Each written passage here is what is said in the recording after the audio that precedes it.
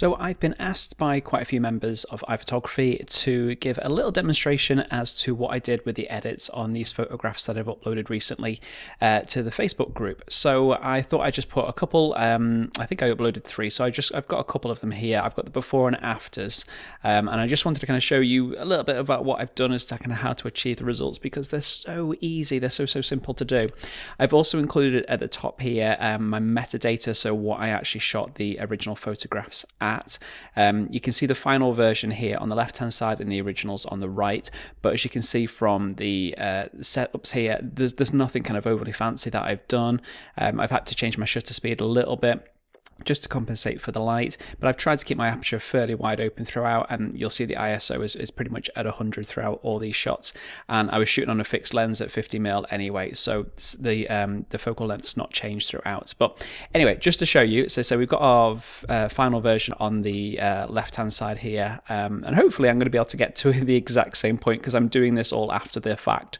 So the first thing that I'm always going to really do on a photograph is to crop it, because you really want to be dealing with the space that you're actually going to be editing with. So let's just kind of get rid of the reference view here, and let's just now crop it. And I only cropped it a little bit. I only tend to come in an ever so slight amount, because I'd like to try and make sure that I kind of crop in camera first. So again, it's only very slight, but I just took a little bit of the edge off, so I've always got something to go back to. So for the edits I've done, I've got two presets that I use a lot of the time. They're not one-click solutions, as we always say. Presets, as you'll see, I'll go on to tweak a little bit further. So I've got 2 that kind of give me a little bit of the flavor for the style of photography that I do. So I think this is kind of where I started off, and it's what I call my fashion preset. I know I'm not using it on fashion photography at all. I've never really done that much of fashion photography, and especially I've not used this preset for that. So it just goes to show that some filters and presets, they can have different uses elsewhere. So once that's applied, I'm just going to amp up the saturation a little bit. The vibrance has already gone up. The vibrance is there to kind of boost the brightness of the color, and the saturation is obviously there for the intensity of it. But you can see we're actually not far off already. So you can see, even just from that, 1-2 steps, I've not really had to do a lot to achieve, the finished article. So it goes to show that, it's not that hard, really. Once you get it done in camera correct, and you've got the idea correct, you've got all the right resources afterwards, it's pretty kind of straightforward afterwards. So I'm just tweaking the color temperature a little bit. I think I was going to take it down just by a stop there. And again, I may just brighten up the highlights a little bit, and the whites ever so slightly. They're only making a micro bit of difference. I'll just lift the sharpness a little bit, because especially when I'm putting images up online, I want to make sure that it's compensating for any of that online compression. Remove chromatic aberration, and I'll always put the default profile in there. Now hopefully it should recognize the camera lens. Nope, it's pulled up the wrong one.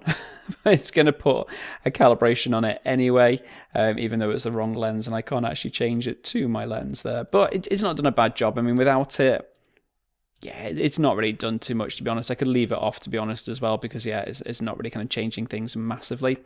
I do like to add vignettes. Never a white vignette, always a black one. But yeah, actually, let's kind of compare up if we can, just with go back to our reference. So our final reference version was here on the left-hand side. So yeah, I'm not a million miles off. I probably want to be a little bit more intense in the background. I may just kind of go to the yellows and just amp up that individual channel.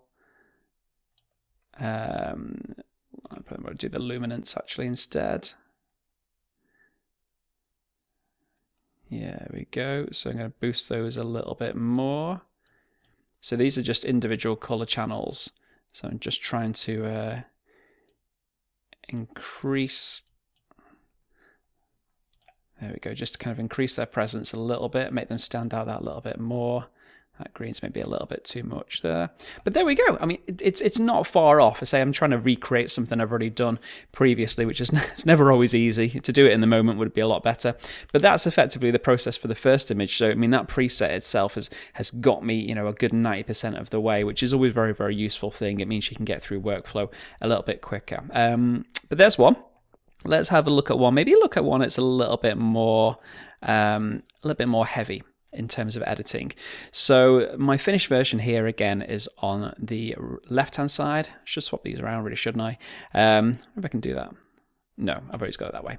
Right, so yeah, my finished version's on the left and my starting version's on the right. So I've tried to make it a little bit more kind of fantasy-like. We get a nice kind of soft light in the background there, and it's a much more warmer light. So let's start off with what we've got. Now, if I need to use any of my presets here, it doesn't necessarily kind of give me the finish straight away, even with editing that I want.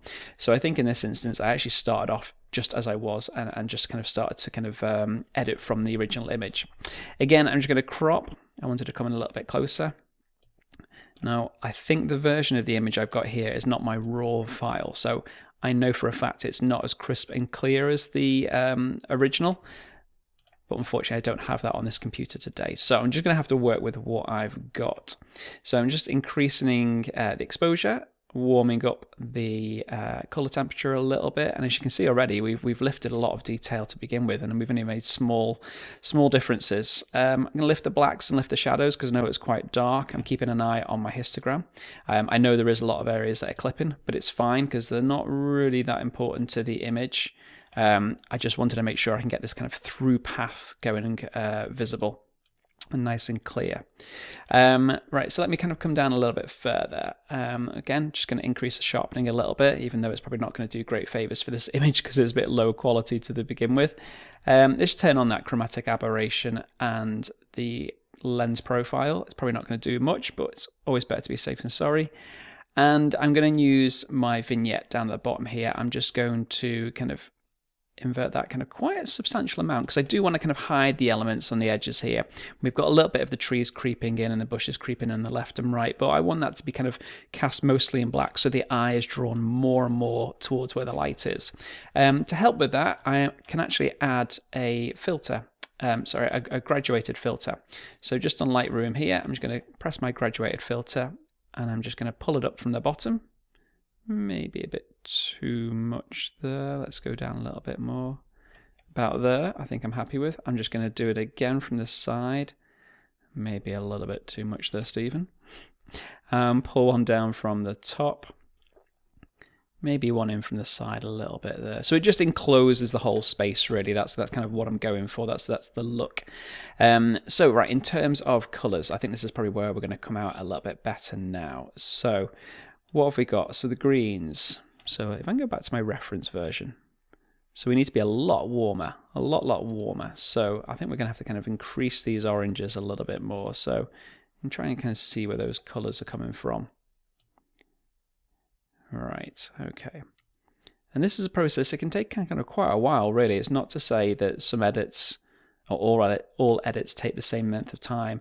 They all can vary depending upon the amount of time that you're trying to put into them and the amount of changes that you're trying to make as well. Obviously, if you can do most of your work in camera, brilliant.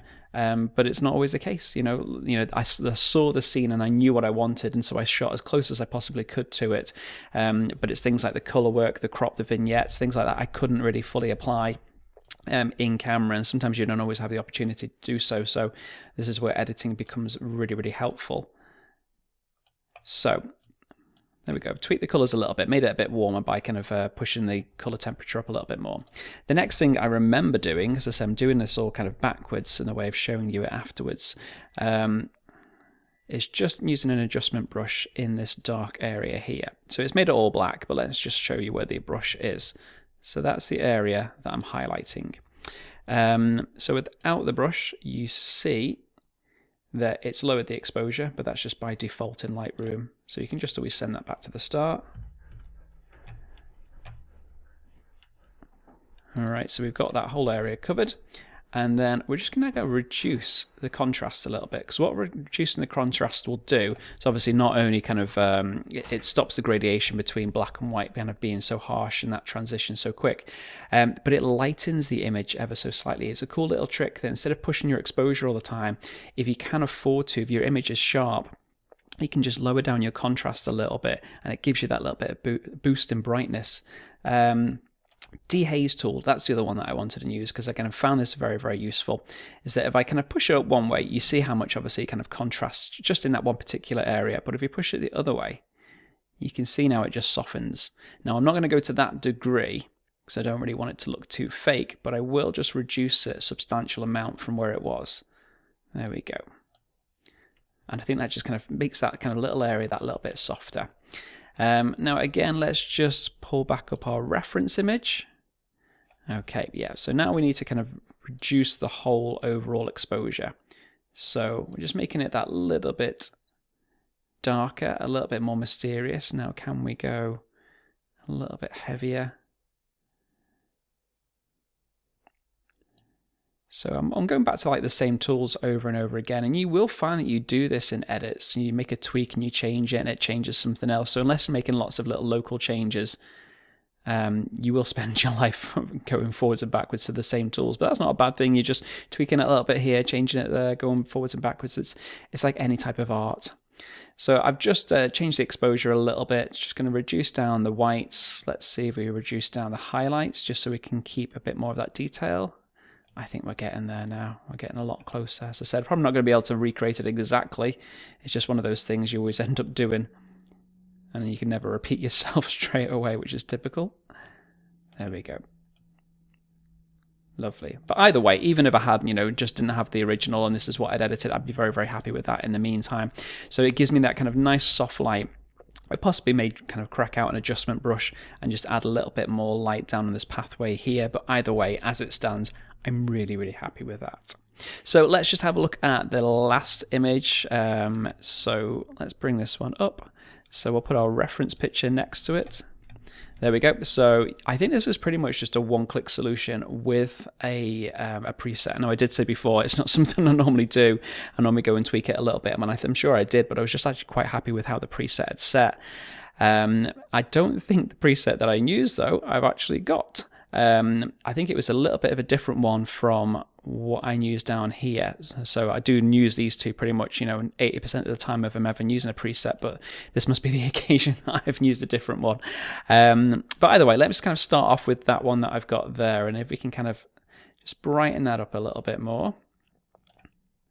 And we'll reduce down that. We'll take the contrast. So if you can see what I was saying about the contrast before, if you reduce the contrast down, how much brighter your image gets. So I'm going to make it a little bit cooler. Just make the color temperature a bit colder. And same again there. So I'm kind of quite happy with the whites. I have a feeling I'm probably not going to be able to get exactly to the same point that I did with my final version with not having that preset to hand. So I apologize. Let's just see now. Okay. Now I think... maybe better. Let's go to our hue channel here and let's just try and kind of let's see if we can get this green to a similar tone. Let's see. I'm getting a huge shift in these two here. There we go. It's in the aqua. So you sometimes got to play with what colors that you see and where they actually are affected by which color slider. So sometimes you have to make one change to get the other slider working a little bit more. Maybe pump up the saturation so it is making more of a visible effect. Okay, that's a little bit closer. I know it's a bit intense, but then I can go backwards, like we were saying before. Go to the luminance, just take that down a little bit. So I'm kind of getting in the right region. I don't feel that I'm going to be able to get it exactly the same for you, but the process, this is doing it maybe more manually than using the preset that I was saying I was using when I did this the other day. So yeah, I'm not going to touch the sharpness because I know the image is sharp. I don't want to overcook it too much. I think I probably have added a little bit of a vignette I can see, so there's a bit already there. But I'm just going to take it down a tiny touch more. So yeah, okay, and maybe not exactly the same, but certainly that preset did help me out, so I'll have to crack that out one day and find it myself. So I can kind of show you again more accurately. But anyway, hopefully that helps a little bit more, just to give you a bit more of an impression as to kind of how I edited those photos. So if I get a chance to go out and do some more, I will try to remind myself if I do any extensive edits to record them, and I can show you them in the meantime. But it'd be lovely to do the same for yourselves, that if you've been out shooting, if you want to spend a little bit of time editing and you get a chance to record it, there's loads of different ways you can record on screen if you've got a microphone as well. It'd be lovely to understand your practices, and it helps out with so many more people that are watching. But in the meantime, thank you very much, and bye-bye for now.